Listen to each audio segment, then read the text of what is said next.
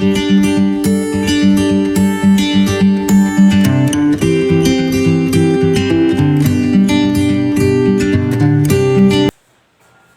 Friends, how are you? कैसे हो आप सब? आज की क्लास में आपका हार्दिक स्वागत करता हूं। आज मैं आप लोगों के लिए लेके आया हूं जसत्व संधि। देखिए बच्चों, जसत्व संधि व्यंजन संधि का ही एक भाग है। आपको पता है कि व्यंजन कितने होते हैं? 33 व्यंजन होते हैं, जिसमें 5 वर्ग यानी स्पर्श व्यंजन, 4 अंतस्थ और 4 ही ऊष्म वर्ण होते हैं।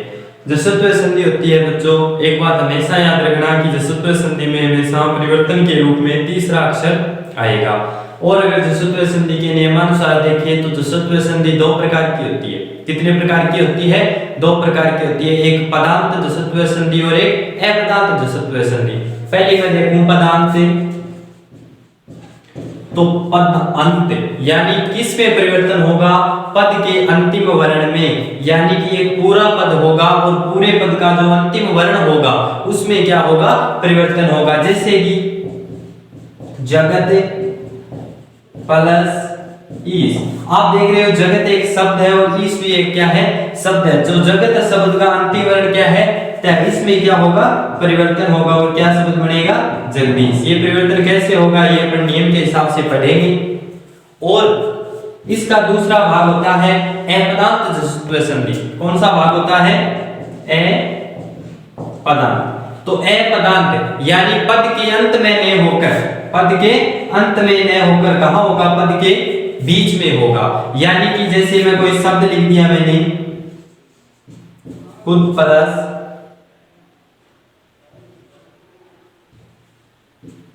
खुद प्लस जल। ये बच्चों एक पूरा शब्द नहीं है। पूरा शब्द कब बनेगा? जब कृत और दह दोनों जुड़ेंगे। तो इसका अंत यानी बीच के अंतर, ये भी एक शब्द, इस शब्द का ही भाग है, ये भी एक शब्द, दोनों अभी अलग अलग है। तो इसका बीच का वर्ण क्या है? दह। इसके स्थान पर क्या होगा? परिवर्तन होगा। तो शब्द अपना क्या बनेगा? क्रोध। सॉरी बच्चों। अब बच्चों ये एक शब्द बना है, ठीक है। और अपन आगे चलते हैं।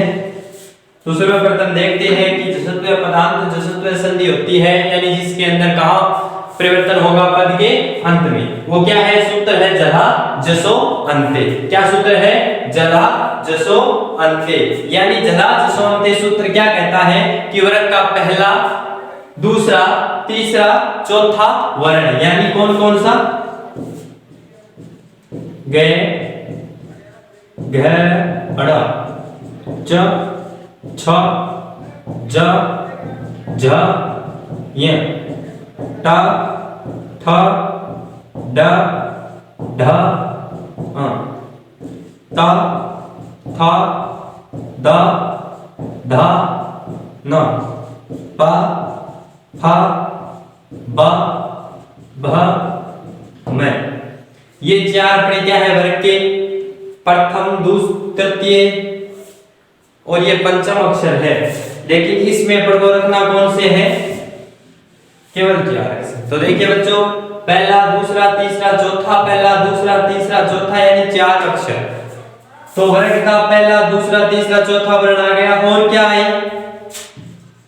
से आई। और आगे क्या हो? तीसरा, चौथा स्वर हो, यानी इनके आगे क्या होना चाहिए? तीसरा और चौथा स्वर, यानी ग, घ, ज, ज, ड, ढ, द, ध, ब, ब। सभी अंत में बच्चों, ठीक है ना?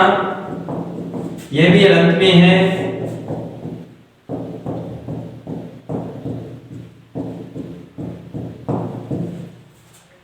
आए तो, और क्या है साथ में? ये अलावा य, र, ल, व। आए तो वर्ग का क्या हो जाएगा? तीसरा व अक्षर, यानी कि इनके स्थान पर क्या हो जाएगा? ये हो जाएगा। और जो ये स है उसका क्या हो जाएगा? ड।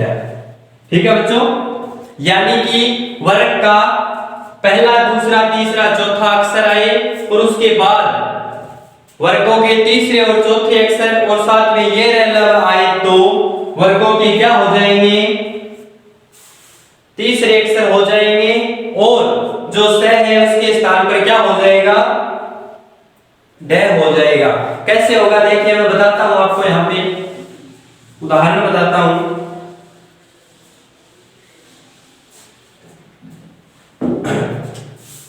देखिए बच्चों अपना उदाहरण है जगत प्लस ईस।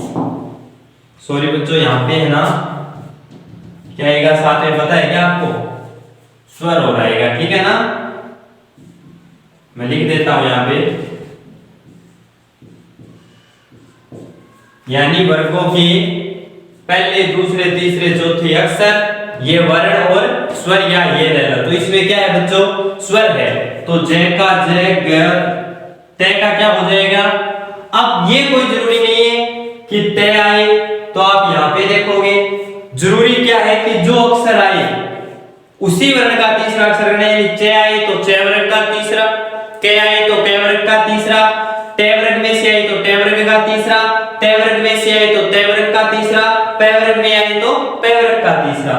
तो ते वर्ग का तीसरा क्या है, द, तो यहाँ पे क्या हो जाएगा, द प्लस ईस, तो जगत और ईस मिलकर क्या बनाएंगे,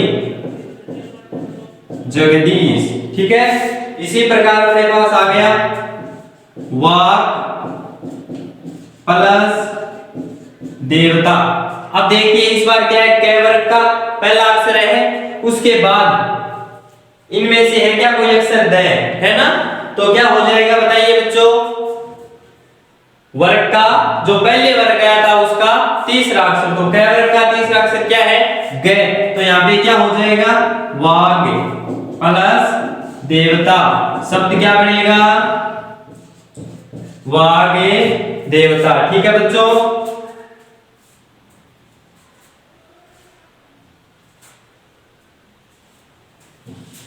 इसी प्रकार आ जाए कोई उदाहरण आपके पास, अच प्लस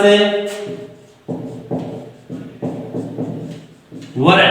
अब देखिए क्या है, वह है, ये देखिए, और पहले क्या है वर्ग का पहला अक्षर, दूसरा अक्षर, तीसरा अक्षर, चौथा अक्षर, पहले अक्षर में से है ना, तो ए का ए, च का क्या हो जाएगा तीसरा अक्षर ज, और वर्ण का वर्ण, तो क्या शब्द बन गया, अज वर्ण।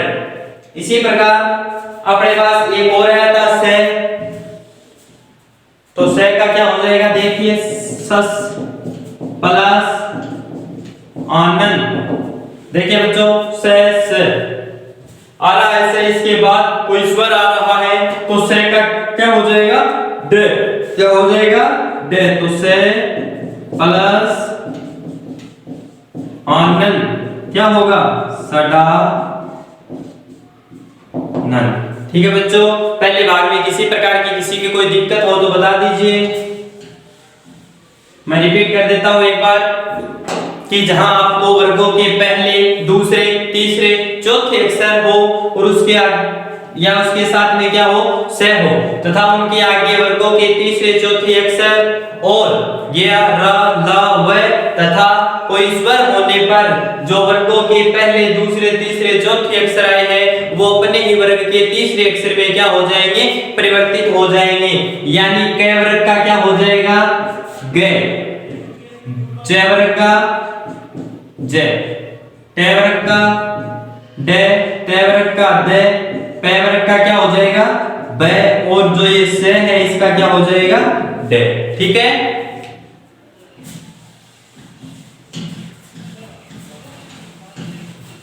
अब अपन देखते हैं बच्चों अपदार्थ जसत्व संधि।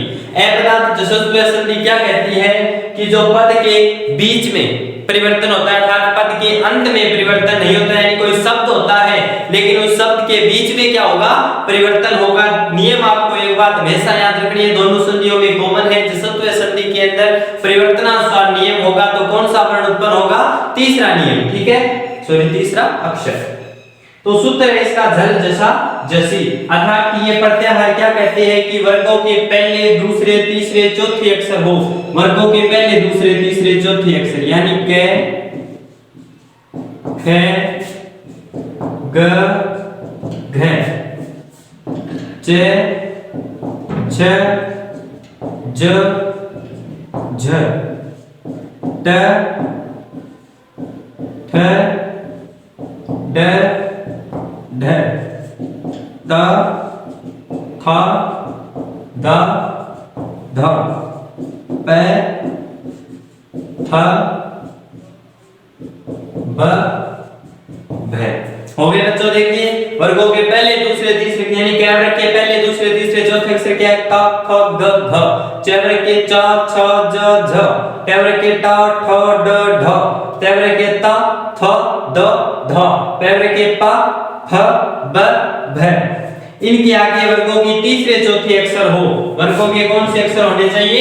तीसरे और चौथे। चीज वही है पहले जो पदांत में थी ना वही, लेकिन इसके और उसमें फर्क कितना है? पदांत के अंदर पद के बीच में होगा और पदांत के अंदर पद के अंत में होगा और अपदांत यानी पद के बीच में होगा। ये बात इसलिए बताइए कि कंप्यूटेशन लेवल के अंदर क्वेश्चन आ जाए, किसी कोई संधि का उदाहरण जैसे शब्द आ जाए जगदीश, इसमें कौन सी जसत्व संधि है?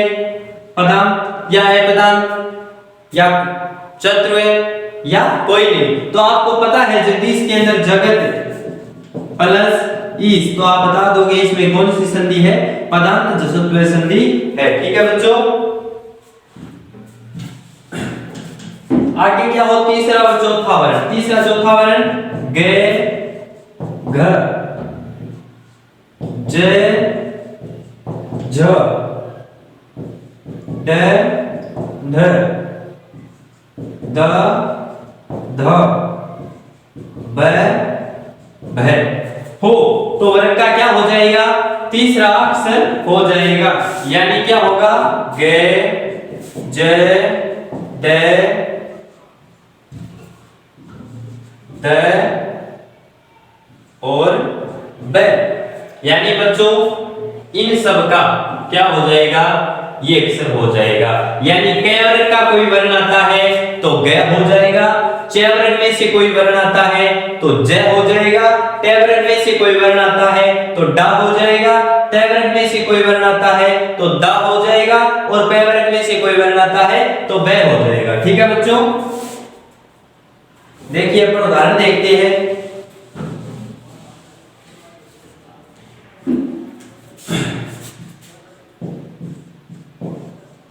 बुद्ध प्लस धी। देखिए बच्चों बुद्ध, ध कहां है? ये रहा, चौथा अक्षर आ रहा है। इसके आगे वर्ण का तीसरा चौथा अक्षर क्या आ रहा है? ध आ रहा है। लेकिन बच्चों ये शब्द बुद्ध कोई शब्द नहीं है अभी तक कोई पूरा पद नहीं कह सकते आप कि सार्थक पद है। सार्थक पद मणेगा तो बीच में आ रहा है ना, तो बुद्ध बू का भू, दह किसमें परिवर्तन हो जाएगा? अपने वर्ण। दह किस वर्ग का है? त वर्ग का। किस वर्ग का है? त वर्ग का। और त वर्ग का तीसरा अक्षर क्या है? द। तो किसमें परिवर्तन हो गया? द में। और धी का धी। ठीक है बच्चों, तो शब्द क्या बनेगा अपना? बू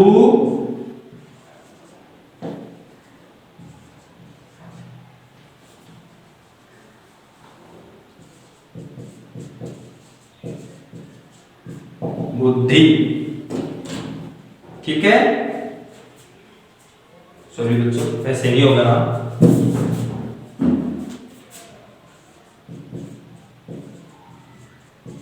बुद्धि। ठीक है, हो गया ना। इसी प्रकार आपके पास आ गया लब प्लस ध। लब प्लस ध, तो लेगा तो ले ध किस वर्ण का है?